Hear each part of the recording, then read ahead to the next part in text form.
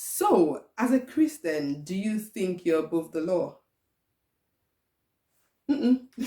Whatever your thought is or your answer is, just hold on to it and we'll get back to it very soon.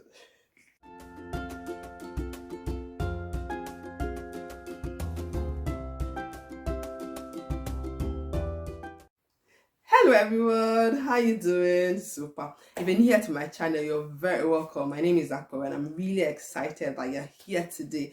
And if you've been with me on this journey, thank you so much. I do not take it for granted. Yes, so I just asked the question, do you think you're above the law as a Christian? Right, before we get into all of that, I just thought I mentioned that I don't feel very well tonight doing this video. And normally I wouldn't have mentioned it because it has nothing to do with what I'm talking about.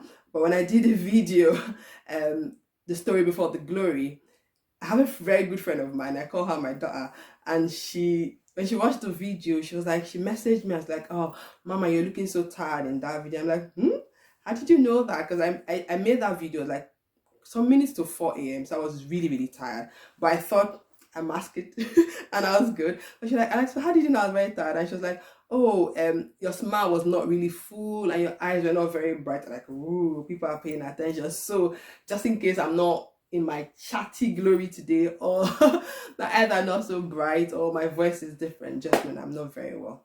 That's the reason why. Right, good. So we just get into it. So I've asked that question, like, do you think you're above the law as a Christian? I'm going to tell you a quick story and then we go from there and analyze this topic, yeah? So my son is 8 and some couple of months ago, he was in direct contact with someone who's had COVID. And the law at the time states that if you've been in direct contact with someone who's got COVID, you have to self-isolate for 10 days. So not the whole household, but whoever was in close contact. But obviously he's 8. So if we had to go somewhere, me or dad had to be at home with him. So some days before church, was like, because we just like getting back to church instead of like we've been doing online church for quite over a year and things like that. So he's been to church like twice now and so happy getting back to see his friends.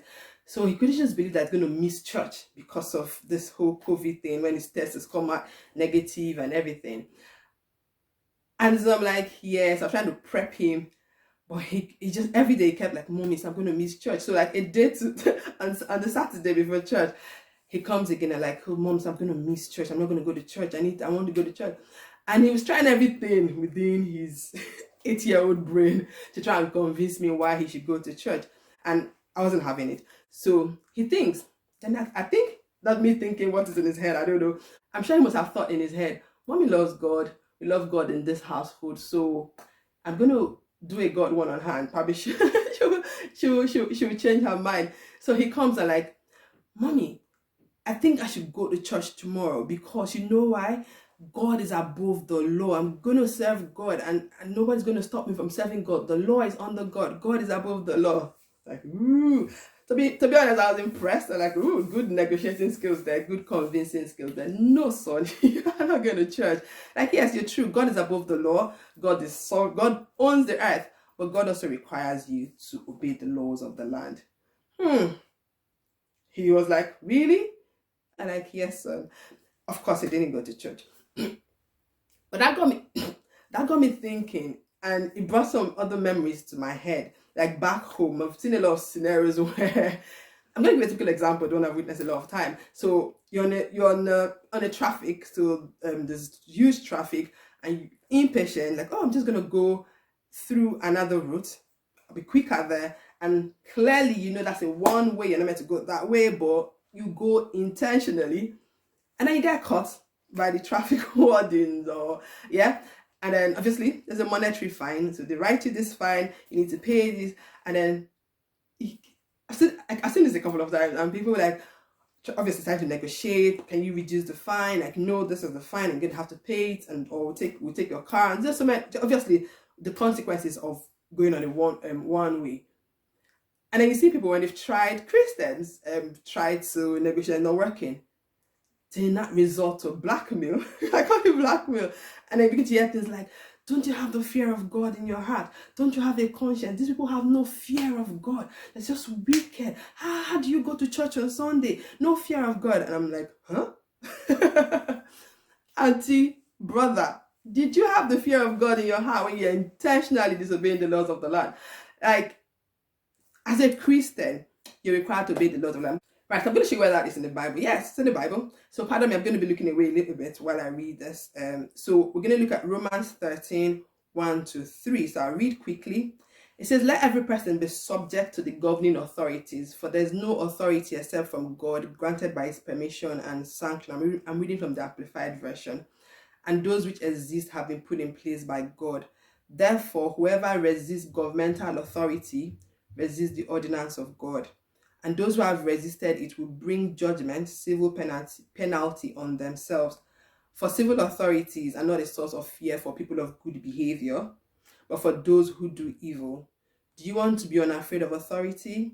Do what is good, and you receive approval and commendation. So that's Romans 13, 1 to 3. And if you look at Romans 13, verses 5 to 7, it says, therefore, one must be subject to civil authorities, and not only to escape the punishment that comes with wrongdoing, but also as a matter of principle, knowing what is right before God. For this same reason, you pay taxes, for civil authorities are God's servants, devoting themselves to governance. Pay to all what is due, tax to whom tax is due, customs to whom customs, respect to whom respect, honor to whom honor. These are not my words. Now, somebody might ask again, what if these laws are directly against God? Good question. Very good question. So if we look at Ecclesiastes 12, verse 13, it says, let us hear the conclusion of the whole matter. Fear God and keep his commandment, for this is the whole duty of man. So now, if the law is directly against God, Ecclesiastes 12, 13 kinds of answer it for us. Our duty as Christians, our duty as man, is to fear God, to obey his commandment. So definitely God is going to come first above any other law in that instance. I mean, the Bible is a well-balanced book. If you look, we've got examples in the Bible. If you look at Shadrach, Meshach, and Abednego, there was a law for them to worship the golden image made by the king, but they didn't.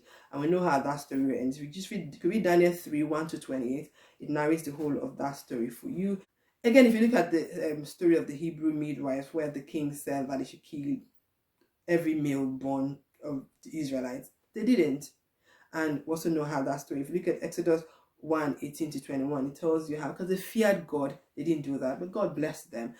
So in a scenario like that, where the law is directly against God, we're going to go on the side of God. It's God over anything. Yeah? Good. But other than that, you are required to obey the laws of the land where you live in. So if you've not been doing that, it's a new day. It is that as you go about your business, obey the laws of your land. Don't intentionally get into trouble. Don't intentionally disobey and then start disturbing our dear Lord, using him to try and blackmail people. No. Show a good example. All right. Really, that's what I want to talk about. Just really, like when that happened between myself and my son, I'm like, this is what a lot of Christians do. We're going to talk about it, and so that's why I want to talk about it today. So that's it, really. Quick one to say, you are not above the law. Right. I'm so sorry if my voice has been any other way. Like I said before, I wasn't feeling too well. So if this video bless you, just give it a like.